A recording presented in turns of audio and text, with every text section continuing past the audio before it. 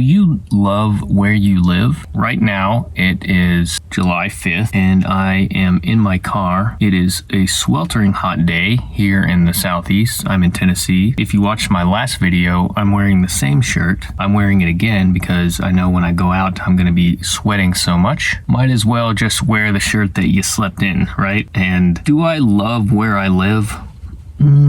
This is where I'm from. A lot of people that I love live here, and I would like to be somewhere else a lot of the time, especially in July and August. It's hot. The heat dome is no fun. I do not like living in the Southeast in the summer. I have lived elsewhere as well. I lived in Australia. It was also hot there. And I lived in Arizona for 2 years. It was also hot there. Very much different kind of heat in both of those places. Now, Australia, pretty vague. I lived in Sydney for 6 months. That was an experience. It wasn't this like humidity that we're getting right now. Like this heat dome it's hard to not talk about anything else with that going on. And you can see even as I just sit in this car, I'm gonna start to sweat. Try to stay hydrated. It is very important. Hope everybody had a good 4th, and this is video number 2. I'm just gonna riff on, do you love where you live? Some people hate where they live, and they live there their entire lives, and they never leave. How deep can I go with this question? Do you love where you live? If the answer is yes, put it in the comments. I would say when I lived in Flagstaff, Arizona, I really enjoyed it there. I also really enjoyed it in Sydney, and I've also lived in Asheville, North Carolina. That was a really enjoyable place to live as well. They all have their pros and cons. No place is perfect. That's certainly the case for the Nashville, Tennessee area. We're just gonna come back a little bit.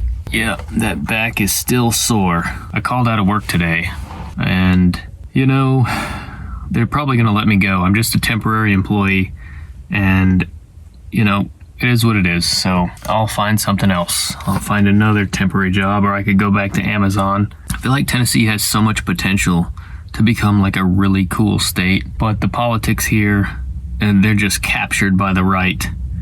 It is a red state as of right now. It's captured by the right. They just redistricted Memphis to where Memphis will have no Democratic representation. Just disgusting, man. I know that both parties do the gerrymandering thing, but this is another level of disgust of what they've done. And to be honest, it might backfire on them. There's another term, I don't know if you've heard of dummymandering, where they stretch their margins too thin and they leave some of their strongholds vulnerable. And that may be the case for what happens here, and maybe we'll see a more equal representation in the Tennessee House, or perhaps in Congress and the Tennessee's congressional representatives. I don't know though. I'm not like a political junkie.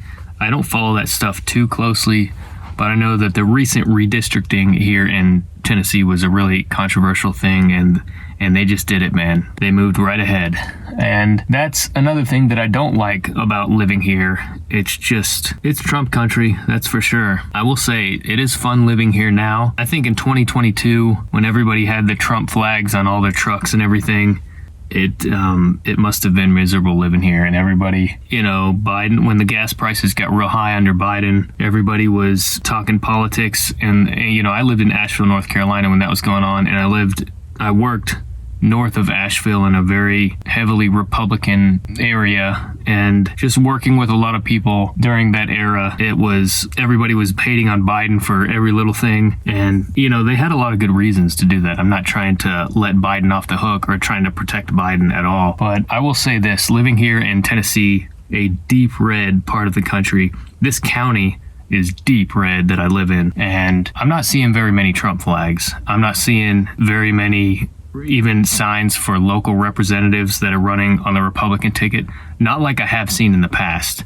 And I think that's a good thing. And I gotta tell you, man, the liberals in this area, in this part of the country, they're fired up and they're organizing. And I know that there's people that are right-wing that are scared. They're going to lose a lot of power in Congress. In my opinion, I think so. I don't know. Again, I'm not like a political junkie. I don't follow this shit too closely. I probably consume more political media than your average American. Not much mainstream media, but it is going to be interesting to see what happens. And I thought about this question too. Like, let's say this becomes a very purple state. Let's say it's roughly half and half of Republicans and Democrats in our state house and as congressional representatives at the U.S. Capitol. Would that make me like this area better? I don't know, but I think it would more closely represent the people that live here, because too often, in my opinion, I think this place just gets written off as hillbilly area, redneck central. And I'm just trying to think, would I love it more if the politics was more even? Because I gotta tell you, when I lived in Arizona and it was a toss-up, I really thought about my vote a lot more during that election. I lived there in the 2020 election, and that was always a very heavily red-leaning state. It's the state of John McCain.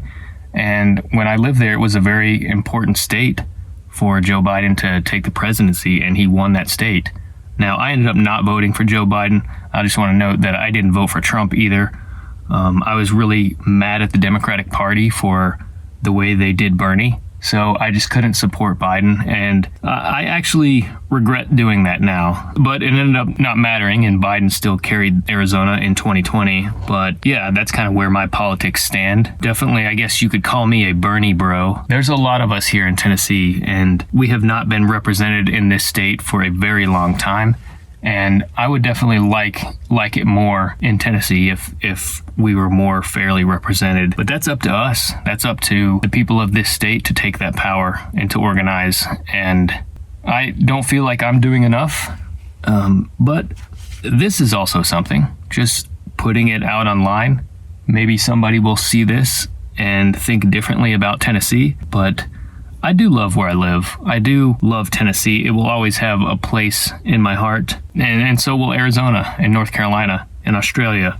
And I'm definitely going to visit all those places again at some point. And I may not always live in Tennessee, but I do love it. And I hope you guys love what state you're in.